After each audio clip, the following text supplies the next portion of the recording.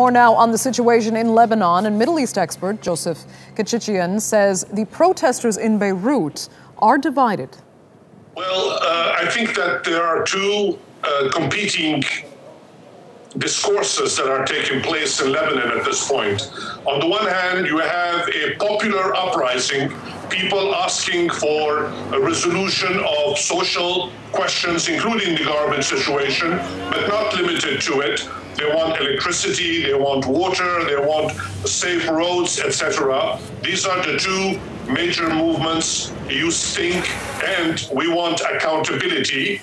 So you have a whole bunch of people who are demonstrating to get certain demands, led by the decision to have the Minister of the Environment resign. That's one set of people who are clamoring for change. And then you have another group of people who are taking advantage of the chaos to ask for a complete overhaul of the political system of the country. In other words, they are trying to say we want a new accord after the Taif Accord of 1989. And that is an entirely different animal. Now, tell us more then about that contingent of society that want a complete overhaul. What exactly does that entail? Well, it entails to put together a new constitutional convention, essentially. The Taif Accords ended the 1975-1990 Civil War, whereby after 15 years, all the parties got together and changed the constitution, taking away some of the prerogatives of the president and giving them to the government in the head of the prime minister.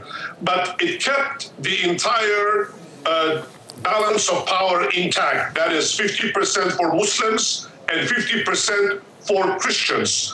Now, this new group is asking for an overhaul of the Taif Accord, what they call here a Sulasiya, or tripartite, if you would like, to divide the power structure into three parts: 30% for Christians, 33% for Sunnis, and 33% for Shias. And essentially, the group that is leading this is Hezbollah, the Shia party, that wants to have a much bigger say in the country's conduct, political, social, and cultural conduct. And that is a clash that exists between the different communities of this country.